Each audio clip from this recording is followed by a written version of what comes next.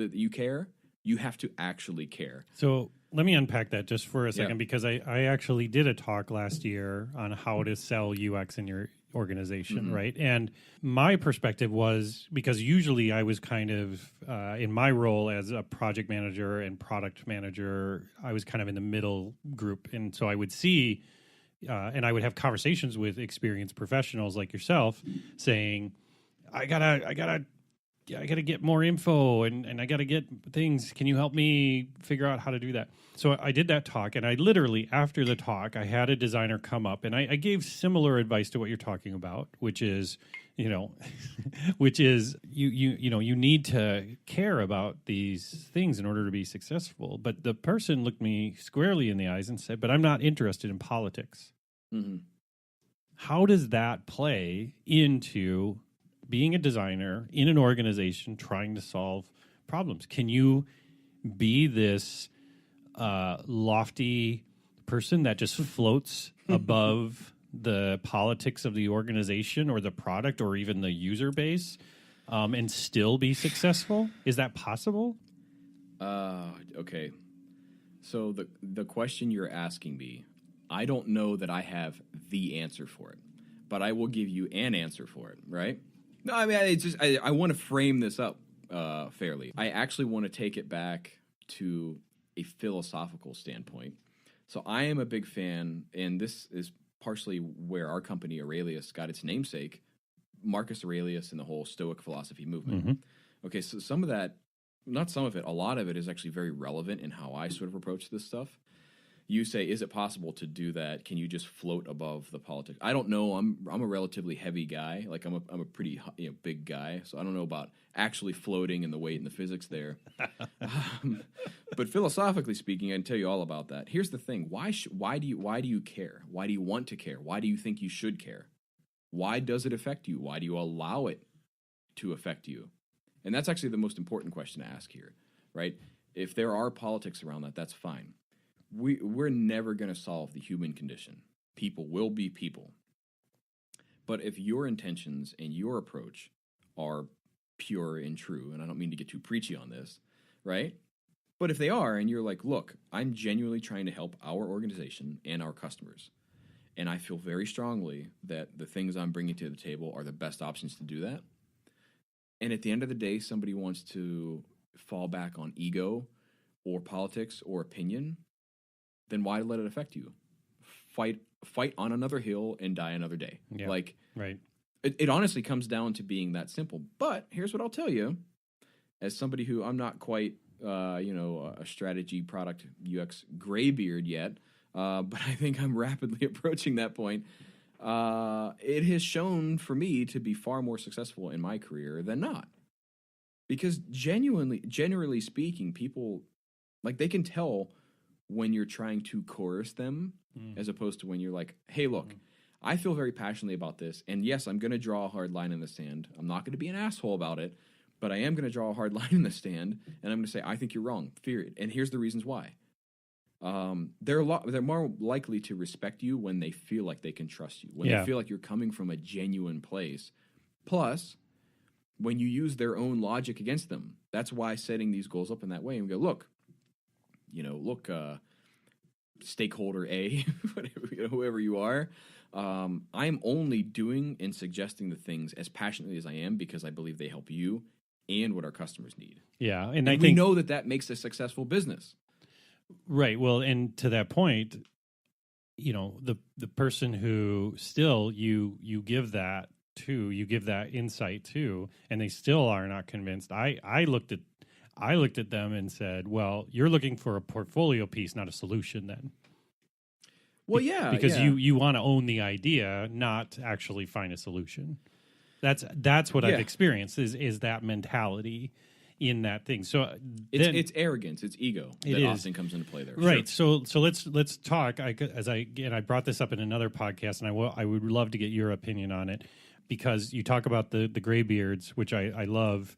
There's a point where I've seen people move into almost a nihilistic state as an experienced designer. There is nothing because there is nothing. Exactly right.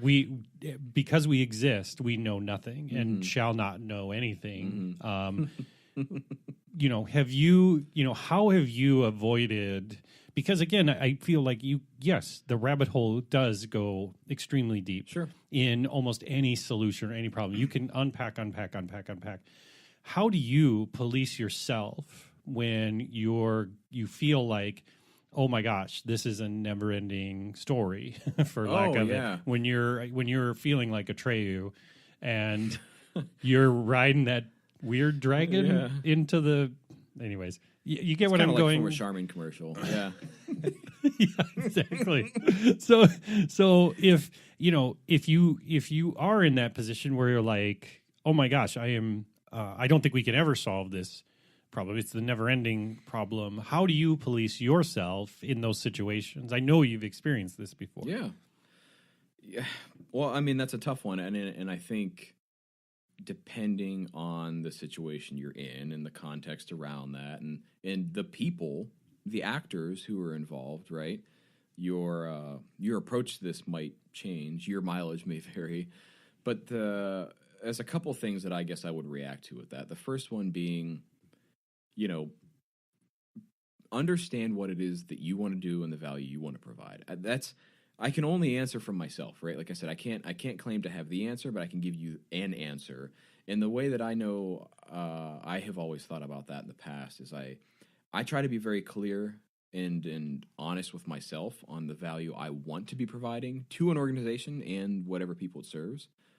And if there ever comes to a point where I'm either not doing that, or I'm not doing that more often than I am, then I make I just make a different decision, and I say I either don't want to be part of this organization, right, or I got to refocus, or I change something, right? Yeah. I change something. That's one answer to it. The other one is, which was kind of part of the latter answer, is you change something in your approach, because there's this another classic book that honestly I wish designers and creative people would read, are more business books, and this is another topic and theme I've been very passionate about recently, but the 7 Habits of Highly Effective People. Yeah, see, in my talk, I talked about Dale Carnegie, and I talk about that. That's actually in my sales talk too. Exactly. Yeah, yes, totally. And I'm like, this book was written, what, 50, 60 years ago? yeah, I know, whatever. Like, a million years ago. Back dinosaurs read this book, and it's still relevant today. Always. On just how to human.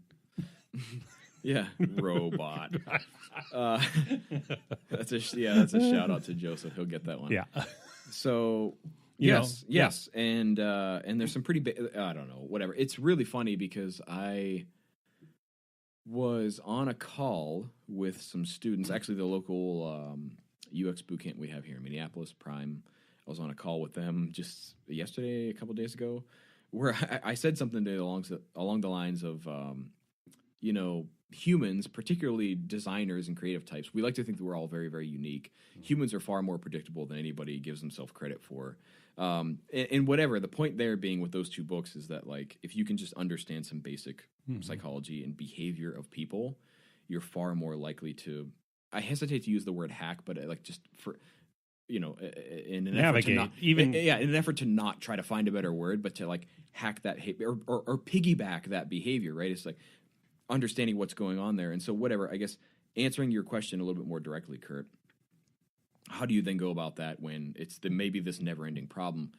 That's actually not true. There's hardly ever any never-ending problems, right? And so it's really a matter of perspective. Why I brought up 7 Habits of Highly Effective People is one of the things that struck me about that book. And I'm pretty sure I read that either when I was in college or like very early in my career. So basically I was an idiot at that point, right? And one of the things that struck me the most was that when he wrote about responsibility, he actually broke the word down. He said response, ability. And then he switched them. He said, you have the ability to respond. Let that marinate in your mind for a minute, right? Because what it does is it shows you that you have the ability to respond to politics, ego, narcissism, whatever you might be dealing with. Mm-hmm.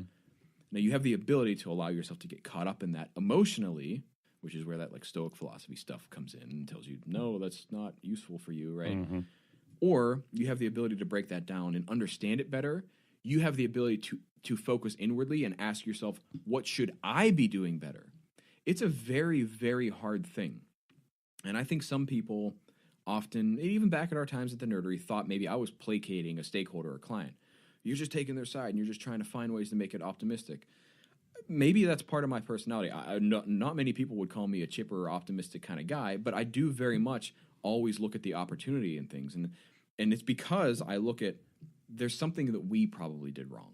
If we can feel confident that we didn't, or you as an individual in whatever situation you're in can say, I see where I could have done this better, then there's your opportunity and that never-ending problem. Because then all of a sudden you try that, and maybe you start seeing some better headway, right?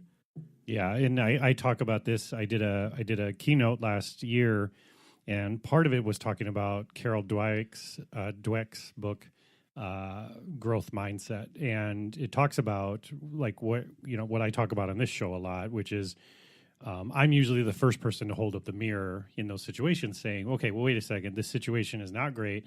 What could I be doing better?" Where I think, like you're saying, it's kind of comes more natural to us, but other people have to work at it a bit more because there's a defense mechanism, right? Sure. Which says, "Whoa, I'm being attacked in some way. I'm being told I'm not good enough, and I have to process that first. Once I process that, and however long that takes, 30 seconds, 30 days, then I can come around to now actually saying, well, what can I do about this?" Yeah. Yeah, no, so that's a good point. And just going back to the first part of my answer on that is be very true to yourself. First of all, know what you care about and be very true to that. And just saying, if whatever situation you're in, you're trying to solve problems that you don't care about or for people you don't care about, you're not going to be willing to hold up the mirror and look at yourself because you don't care enough about it to do that. So, like, that's step number one, right? Step number two, then, yes, is absolutely that. And so, a practical example of this that actually happened not too distant in my future here, or my recent past, I should say. I was working with a designer, and this person, he'd been at this organization for a while, kind of felt like he never really got headway. Good designer, very good designer, for sure. I have no question, right? I worked with this person for a while at this point. And that person thought that the stakeholders were just, nope, they're bullheaded. They say what they like. This person's boss tells them what to do, and so then they always agree with their boss, and that's just the way it is. You got to learn how to deal with that. And I said, well, okay, we'll see how it goes, right? And what had happened was we made some recommendations that were far off base from what they asked for, which was not part of the MO, right? And how this team, this company worked. And we walked away from that, and this designer thought that it was a total disaster. And I said, I disagree. While we didn't have a great meeting, what did happen is we all agreed on the what. Yeah. Now we get to agree on the how. And so the reason I tell that story because I like to draw that distinction in the work that I do often. And I talk because it's about easy this. to just say, screw it. They don't know what they're talking about. This was a bad meeting. Nothing to learn from that other than we need to situation normal. Yeah. Yeah. And so, exactly, yeah. And so what I tried to teach this person, this designer I'm talking about, was, listen, what actually happened there is we learned what their expectations are. We did a better job at eliciting that from them and making them feel heard in that regard than we had before. So we can resign ourselves to a certain fate and say, well, they're not going to listen to my ideas. They're just going to tell me what to do. Or we can hold up the mirror and say, well, did I ask them what they're trying to do and then frame the solutions or recommendations I have in the problem that they thought they had defined? Did I help them define that problem? Yeah. Was I part of bringing that together, or did I just say, well, fine, if you want to tell me what to do, I'll just go and do it? Yeah.